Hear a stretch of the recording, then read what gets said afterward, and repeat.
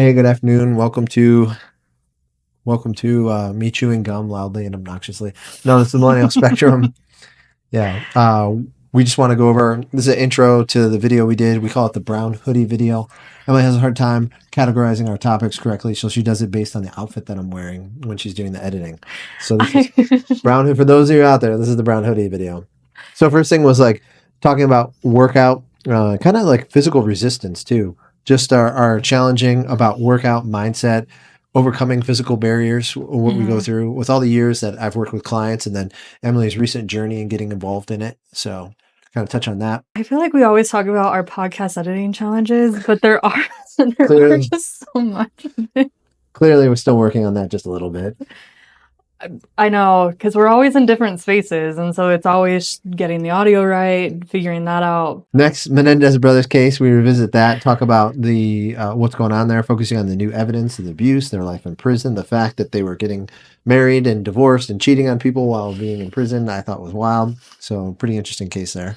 And we talk about vitamin deficiency, just in general. I think everybody kind of has it, but we were talking about IV drips and how I got my very first one and how you do it pretty regularly. Yeah, I'm planning on going this week. I just did a week in Cancun, so that's why we've been delayed with this. So I definitely need it. Generational observations, I think, is a big thing for us. Like even the fact that we're on opposite ends of the millennial spectrum. So I'm officially not Generation X, but okay. So just how the societal shifts and behavior and the things that I saw growing up in my earlier phases and what we've seen kind of happen, especially with the family structure and stuff like that, how much that's changed. And the roles, gender roles, and disillusion or the dissolvement, I guess is a better word, the gender roles. And then with media influence and messaging, how just social media in general has the ability to really control the messaging. And I think we've seen that a lot, especially this month. Yeah. So we do touch on that and just kind of things that we've noticed by producing videos and putting them out on our socials even too. Yeah, they're literally blacking out end zone dances and touchdown dances. Self-help, personal growth. I've been on this journey for a while, just going through this stuff. As you get older, you start to reflect on the things you did and the choices you made. And so you start realizing maybe it's not a bad idea. If I came with a manual, so you try and read up these books. But we were reading most recently The Subtle Art of Not Giving a Hoot. And so that's a pretty good one. I identified a lot with it, especially the author and his tones. But some people were off-put by it, and we kind of get into that discussion. And then we touch on Hollywood and all the scandals, especially with the Diddler. We talk about how there's different rumors of different celebrities being caught into it and just how wrapped up it seems like all Hollywood is, and if the list is actually going to get released or not. And then we go from that into talking about Sir Epstein and that thing. We kind of just went on a conspiracy rabbit hole. Unfortunately for me, I'm filled with so much of this information, so it comes out like I don't know. It just comes flowing out of me, let's say that. Okay. And so we got into more of that and talking about the global implications of that and who potentially is rumored to be involved with those things. So it's a fun episode at the end of the day. It's just us giving our thoughts and opinions and impressions and sprinkling a little bit of facts and hopefully some humor. So like, subscribe, and follow, please. Just like Emily said, make sure that this makes a cut. See you in there. Thank you for joining us on Millennial Spectrum. We love all of you, subscriber. Good afternoon. How you doing today? So good. It's cold. I don't buy that. That was like the weakest. So good. So good. All right. I'm tired. I did the hardest workout this morning, and then my legs, like when you exert it so much that they start to shake. That was me. That's a good place to be. You had a good workout. Yes. It was tough for you. Yeah. That's awesome. I can do hard things. That's what I'm learning. Yeah, you're capable of it. You just got to push yourself. The body is amazing, but it's all mind over matter. If you don't mind, it doesn't matter. Yeah, I guess that's true too. You're in love with the term "like" today. Uh-oh. I think you said it quite a bit. I gotta stop. Yeah. It's because I'm really trying to be conscious of staying on track. On topic. So everything else becomes derailed? I think so. So the two things, let's see. Keeping you on topic, avoiding the likes, the ums, and the pause breaks, and then not talking over top of each other. Because when we're editing, it makes it pretty difficult. What the tendency typically is I put a little dramatic pause at the end of sentences, which I clearly have a tendency to do, and Emily sees that as an opportunity to dive right in to the next point of the conversation that she is thinking about. Which usually is off topic, to be fair, to Which what is- I say. Which is fine when we're like talking. I feel as if our conversations don't feel derailed or don't feel so chaotic. But when we're watching them or trying to edit them into something watchable for people, they feel pretty chaotic. Whereas if we were just running it, it would be fine. Yes. Or if we were just having a regular conversation in life, but not a podcast. Yeah. Well, no, we could get away with doing the podcast like this, I think. Clips.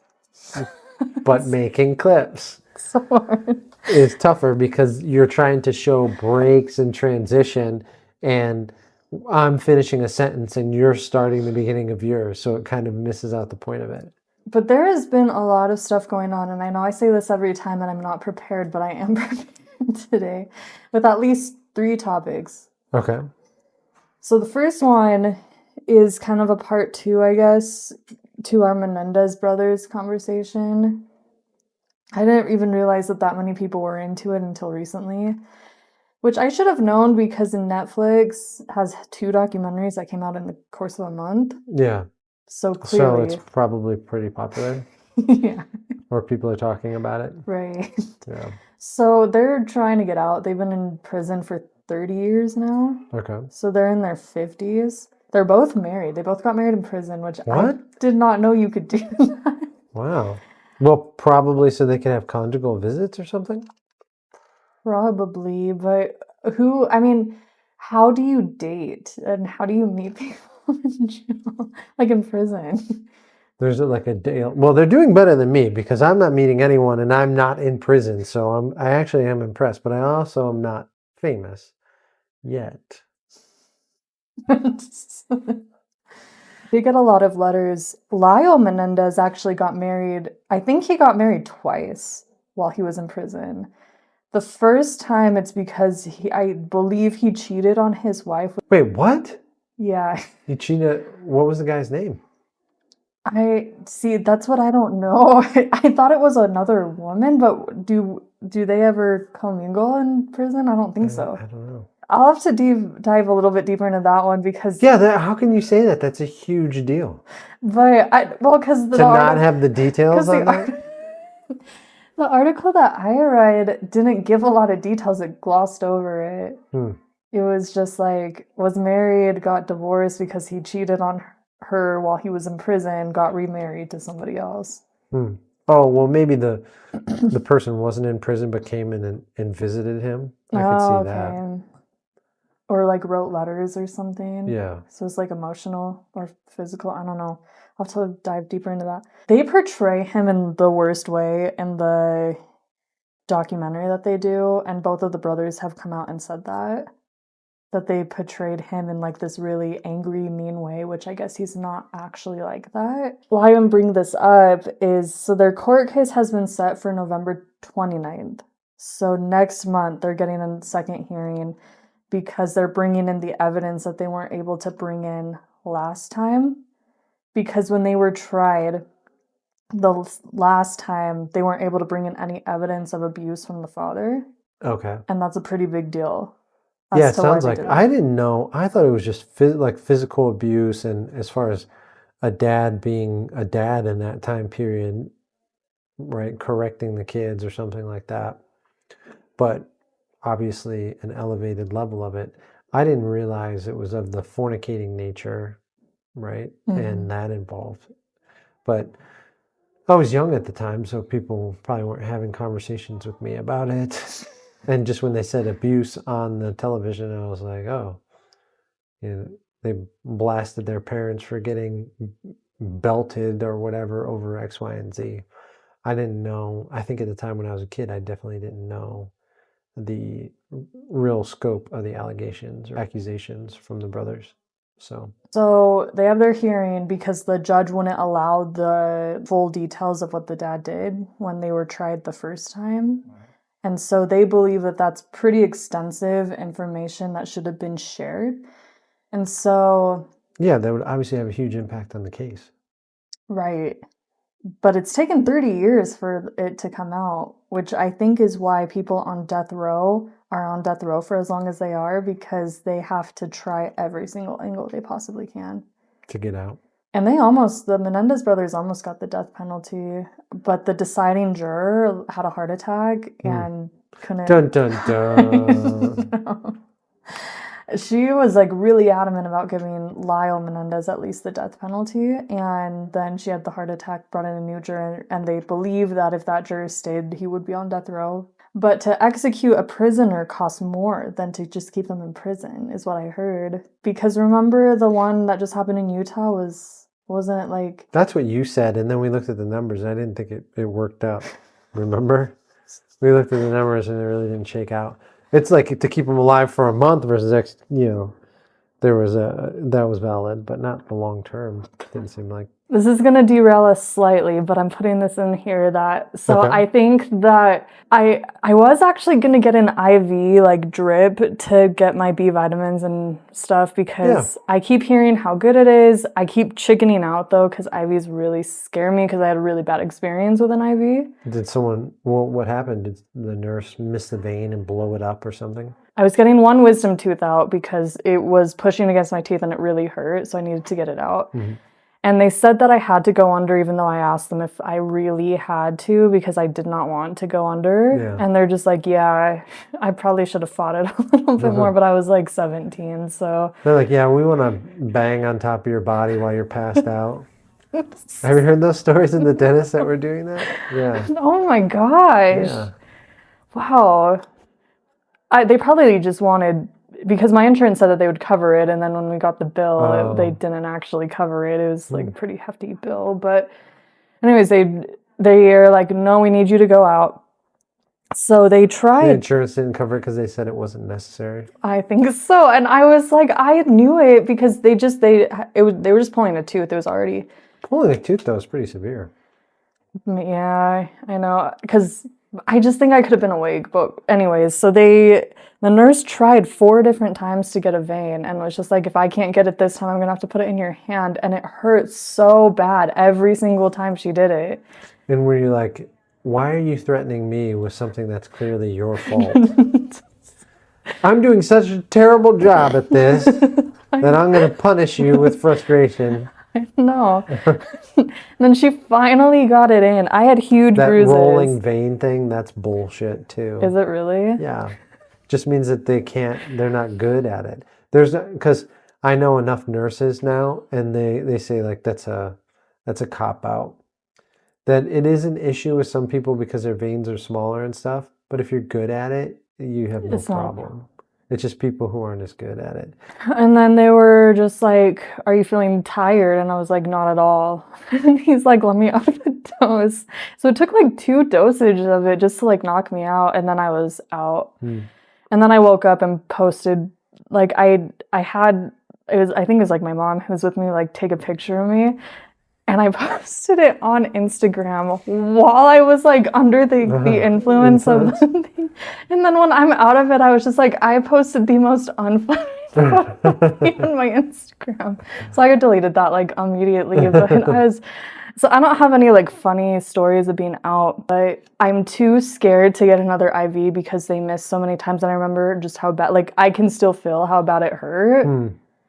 So not only were they like missing it, but it was hurting every single time they were putting it in there. So I'm scared to go to the IV drip place because I don't want to experience that again.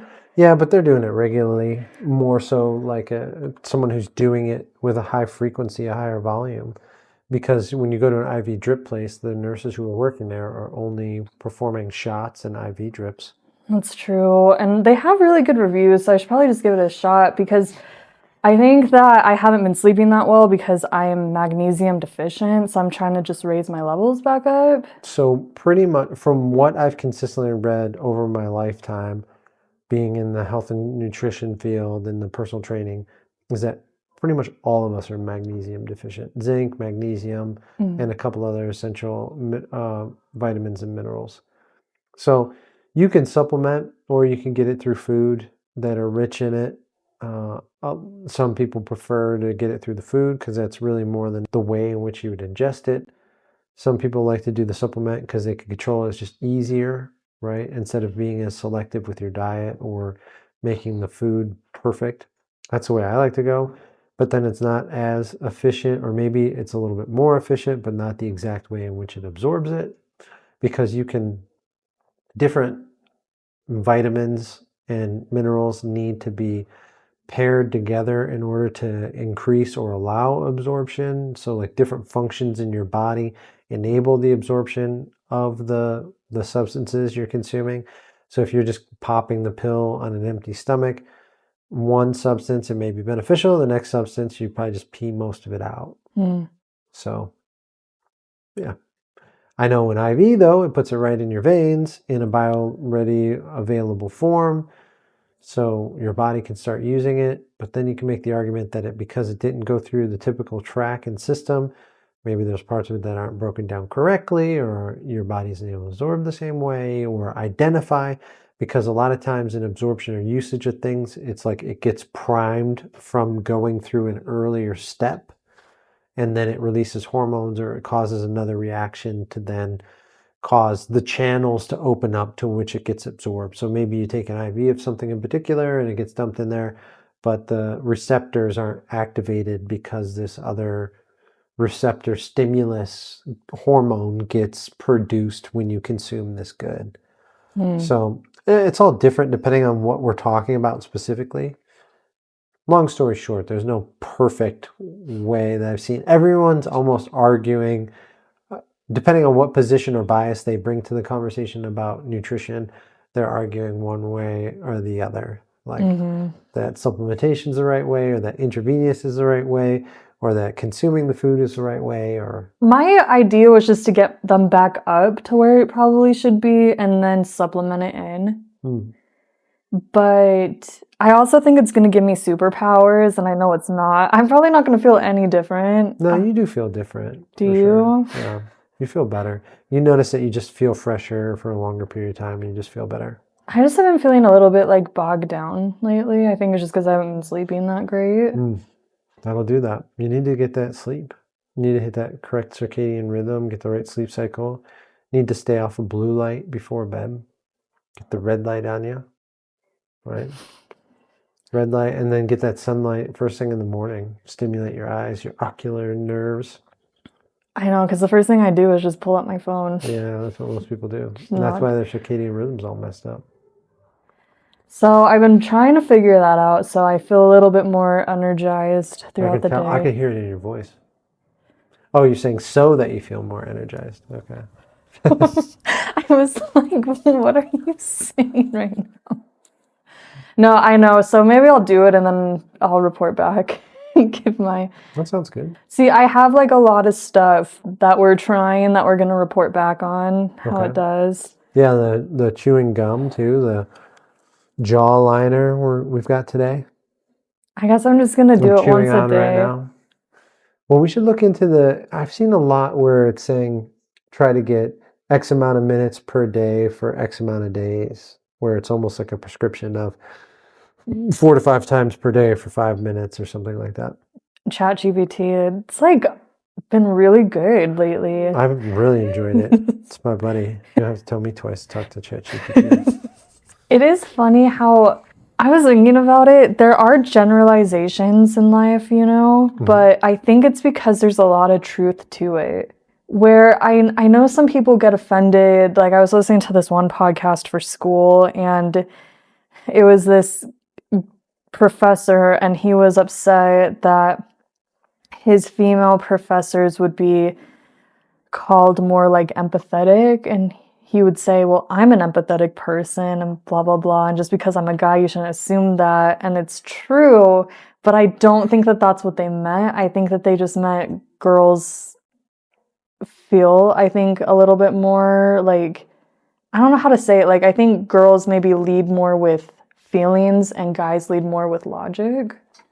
I don't know. A lot of that's changed over time, but I would generally agree with that, especially previously. But I don't know. I don't know how I feel about that. I feel like I went through a generational change where the women and the people that I'm around have totally changed their standard of practice of living and how they conduct their behavior, both men and women. Not only the divorce rate, but just their interests. It's all, we're some of the most self-absorbed, self-interested individuals. And I think we got a lot of it from our parents. And then we had to struggle so much to like have anything, where it's like, again, that boomer generation, then to our generation. The boomer generation set themselves up, and they were kind of like the last American dream generation. They all got their homes, they got their summer vacations, they got their power boats, they got all their stuff. Then the next generation of us got saddled with some debt, saddled with some increased costs, and now at the point where you'd normally be setting up your retirement and really dumping into that, we're still bailing ourselves out and trying to put things together, a lot of us. And I would also say that a lot of us are very self-centered and self-fulfilling seeking, at least the people I'd been in relationships with. And I'm got to include myself in there because here I am. But just watching where they're at now, and it's still the same type stuff and behavior. It's very common where it's just like going to rock concerts, going on trips every weekend. Like there's time when I'm going to be a parent, and then there's me time where I go on vacation by myself and with my friends. And it's just, I had never seen examples of that when I was growing up. And now I see a lot of that where it's single people or people who have children who are like consider themselves a parent half the time. And then the other half of the time they get to be the 40-year-old who's out going to rock concerts and drinking. It's like, and there used to be people who would do that, but they were kind of people who were doing that until they were dying of liver disease or whatever, or point being is they lived that lifestyle because that's who they were, where there's a lot of people who are living that lifestyle kind of part-time. And I'm just curious to see what that's going to look like for everyone when they get older. It's more common now. Like how you were saying, there were people, they were kind of more so outliers, where I feel like it's kind of more common now. Yeah. I think a lot of it... And it's a point of pride and bragging. Yeah. Like that they're living the life. And you can see it in their life, in their aggravation and their frustration. It's like you're living chaotic. You're living... like you're not living that happy unless you're doing those events. You have to be doing those events to say that you're happy. But there's so much stuff going on in those events, you're kind of just getting lost in the noise of being there. So are you really... Is it really that you're achieving this euphoria of happiness, or is it just that you're able to zone out and be surrounded by a lot of energy and then say, oh no, look at what I'm doing? I don't know. No, I would agree with that. I guess I have to be kind of careful how I phrase this, but because it is a lot more common, we are kind of surrounded by a lot of people who live that lifestyle. And what I've noticed about them, and I guess like, include like myself as well, but things that really shouldn't matter, like, is life ending all of a sudden, where I'm just like, why are you so concerned about this? Like, why is this occupying so much of your time? And I think it's because it's really kind of all they have. Yeah, I was gonna say they have nothing else. It's like when you don't have enough business or priority or purpose, you find purpose in things that don't even warrant to have enough energy and purpose for. And so then all this effort is going into things that aren't making a big difference at the end of the day, or aren't really fulfilling, even if you're wildly successful with your thoughts of it. And you can't see the fruit of your efforts because it just stops with it. Whereas when you have other things in life that can continue on, or you have kids or whatever, you're watching that evolution process and that change of what you helped build, and then, or you were part of, I guess. Yeah. And then you just watch it grow and keep trying to interact with it, but you know that it's growing on its own and it's going to continue. It's like planting a tree versus having built a Lego kit of a tree. But I guess we all just have to find our own purpose. I think if you're stuck in kind of that mentality, that's your life. Maybe that's why people don't like self-help books so much, because it does kind of call you out. Yeah, what where are you at? Did you finish up Subtle Art of Not Giving a Fahuka? Not yet, but maybe today. Okay, you getting close then? Are you done? No, this has been tough. You've actually derailed me from my reading habits because I'm trying not to read. So I'm reading so little that I kind of go through withdrawal, and then I'm trying to find ways to fill my time. So now I'm watching more television and messing with my phone and things like that. I think what we need to do is have a reading schedule that I will be able to, that I'll stick to. I think what we have to do is have multiple books. Okay. And then we can review the book as we go through. So the last thing, I think I was on 136 or 140 something, somewhere around there. And as I'm reading through the book, I obviously see a lot of myself in there, and he is an identifying person. He does a good job of being relatable and kind of getting into the psyche and reveal who he is.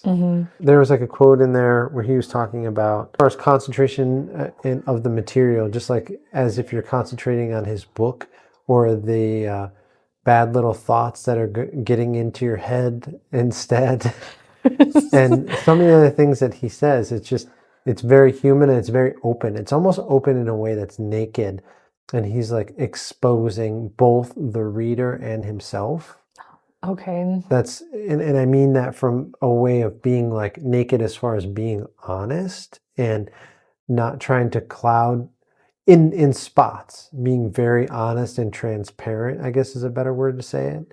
But it does make me think more naked because it's more embarrassing. It's more like uncomfortable, right? And that's the kind of stuff that he sneaks in there, right? The things that are embarrassing or uncomfortable or that are taboo typically to talk about.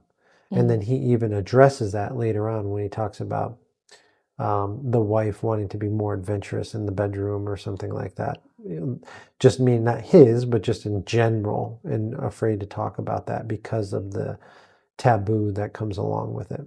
So Sure. He does a lot of that to the reader. At least me as the reader, he's done that to me maybe like 4 or 5 times where I'm reading through and he says something and it's like he's exposing his thoughts, but it's also very relatable to my own experience. But you've got to be very confident in what you're saying so that it comes across. Otherwise it lands flat or it doesn't land at all. But it landed with me on a lot of his stuff. So I am liking it so far. I think it has made me face some things too, where I'm like, yeah, when I do focus on a billion different things at once, then nothing actually gets done. It's like I need to focus on one and just run with that, and then actually just get one thing done instead of getting 5 things halfway done.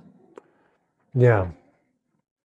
That's a weakness that I have. Yeah, I think when I talk with you, you typically talk about all the things that you have to do or are working on, but then you don't have a lot of completed projects, right? So, and that's why I try to draw it back to just complete one. Just do the posts on Instagram. Right? Yeah. Instead of saying, and you don't even have to do anything. You literally just have to put the video in and let it go. Right? And because it's already done, you've done the work earlier where you posted those on other channels. It's just reusing that information. So, because when you do that method, you get pretty much everything done at once, but I don't think that that's the best way because all those weeks leading up to it have been neglected until like that one moment where everything's done. So this book has made me face a few of those things where I've realized there is a lot that I still need to work on. well, I think we're all doing that, right? Hopefully, I mean, The idea is we're all learning more about ourselves and you're always changing, whether you're improving or becoming less functional, but you're always changing, you're always evolving in your experience with yourself and with other people. So that's the one thing, that's the one constant that I've always experienced. The one constant is change. I don't like change, but it's so necessary, I've realized. And we've also said too, like, I know you've said this a lot, where we're on a planet that's like a part of a bigger galaxy and stuff. It's like change is so inevitable, which is how like the Earth rotates and stuff. We're quite literally changing all of the time. Yeah, we're not in the same location ever, right? And people just think we rotate around the sun, but we're not. We're flying through the galaxy as well. We're moving through that. I'm more like a top spinning on a table than we Type are. thing. Yeah, but if you've actually seen it, it's kind of going all over the place, right? Traveling along, as opposed to just sitting in one location. Speaking about space, though, I haven't picked up Project Hail Mary in a long time. Oh, you didn't finish Project Hail Mary? Oh my Did you think I God. did? Yeah, No. it's good. It is a good ending. I mean, it wraps it up quickly. I liked the book. I thought it was good. It was a good ending. Where did you leave off? What's the last thing that you know of? I left off that he found out how the alien guy, how Rocky, like why they can't sleep alone. Oh, because, yeah, on their, they literally lose consciousness and they can't be woken up until the cycle's done. And so they're super vulnerable to attack or whatever. But it's generally the way all of them react. So that's why he always tells him, go ahead and sleep there, and he'll watch him sleep while he works on his stuff. So that's where I'm at. So I'll finish it eventually. I guess kind of switching to the other topic that I had. I have realized last night, but I think forever, you can say this about both sides of the spectrum for, this is a political example, but for any spectrum, just how much media control they actually have. Mm-hmm. But just like the words of it really kind of freaked me out, how it was just like weird, joy, testy. And I didn't even realize that it was in my brain Yeah. until, And you said it to me? yeah. And Yeah. then you're like, yeah, they're pushing that one. And I thought you were saying it mockingly to me. I thought you were aware of that. It's just interesting how different our timelines are. So she's talking about in her social media feed, and from what she was reading, the vice president's interview that, in my opinion, was a disaster for her, on her timeline, was talking about how she triumphed over it but came across as testy. On my timeline, it was talking about how disastrous it was for her, highlighting the inability to handle some questions and things. And then also talking about basically the word for the media was out, and that was testy, to use the word testy. And it was in the headlines of all these articles and describing her as testy. So when she said to me, she said, oh, she was pretty testy, or a little bit testy and stuff, things of that nature. I then sent her the information I have, where it's like right after the interview occurred and when the information was released, that the media was pushing the word testy. And then a day later, she tells me that she was testy. Right? Is that pretty accurate? It's just crazy to me because I feel like I can kind of see things now, what the agenda is, but I still get caught into it though. Yeah. And I don't even know how to, that's why I just don't trust anything anymore That's a good way to be. online. Because you just don't know, like everybody has an agenda. We've seen that with our stuff too, where certain videos do not get pushed out. Right. And we'll post another one and all of a sudden it gets pushed out. Yeah. And the only thing I can think of is the subject matter that we're talking about. Control the message. I thought though that X was going to be the free speech thing, and now it seems like it's blocking things. Yeah. It's gotten a little bit worse for sure. Those who want to control the message, those who need to control the message. I think if everyone knew the truth of the world and how things operate, there'd be a lot of people who don't want to go to work on Monday. Really? Yeah. That's my opinion. Just because what's the point? A lot of people who wouldn't want to pay taxes, that's for sure, who'd be fighting that. Well, that's why they're trying to keep us divided. Yeah. I just didn't realize how susceptible all of us are, I think, to messaging. And they clearly know, whoever they are, they clearly know that. And so they know if I use this word, then it's going to seem a lot more casual or a lot more softer than what actually happened. I have seen some clips of it, though. The Fox News. Oh, yeah. Yeah. And Brett Baer. And Baer was very difficult with He the was. Orange Man as well. Oh, he interviewed him too? Yeah, over time. Yeah, over the years, for sure. I don't even know if he... I mean, he was being, like, firm, but I think he was just trying to get her to answer a question. And he was not being difficult. Like, he was combative and kind of nasty to the Orange Man. Really? And then with her, he was just being direct and making her answer the question instead of walk away from the question, which she's notorious for doing. That's how I felt too, where I'm just like, I don't even know if he's being that, like, rude or if he's just being like, why aren't you answering this question type thing. It does seem like he was pretty prepared, though, with a lot of Trump quotes where he's like, you said that, he said this, and then it would, like, show something that he actually said. Yeah. Well, that's a huge game that the media has been playing for, what has it been now? Nearly 9 years, right? Oh, wow. Since end of 2000. I forget when the escalator scene actually occurred. Wasn't it the end of 2015? Somewhere around there. But that's been the game, is that it's laughable how much they misrepresent what the man actually said, because he says plenty of things that you can point at or show that are inconsistent, for sure, especially a guy who talks so much all over the place and about so many topics. Yeah, I mean, he does. That's just natural. If the media has unlimited access to you and asks you about everything under the sun for 8-9 years while they're trying to crucify you, the amount of stuff that they should have to hold against this guy should be insurmountable. But they don't. And the stuff that's most damaging is often made up or misrepresented, like the bloodbath scenario. Oh, gosh, yeah. Right? And he's directly talking about car manufacturing and how if China moves its manufacturing into Mexico and starts sending the goods across the border, that it's going to decimate the U.S. auto industry and it'll be a bloodbath. And that's what he was referring to. And then he spoke about the election. The election he was referring to was his election, if it were not to occur, that China would be moving into Mexico, producing cars at a high rate, and then sending them into the United States with no tariff. And then people talk about tariffs like he doesn't understand tariffs. No, you need to look how tariffs actually work.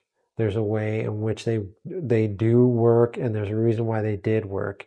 Yes, if you're selling someone goods from China, they are going to have a tariff on there, and there's going to be a percentage. But because of that, they are then going to come to the negotiating table because it's going to drive down their sales. So then they're going to have to levy or reduce tariffs against you. Or they're going to pay it, and the companies are going to pay it, and the consumers are going to pay it. But then that gives an opportunity.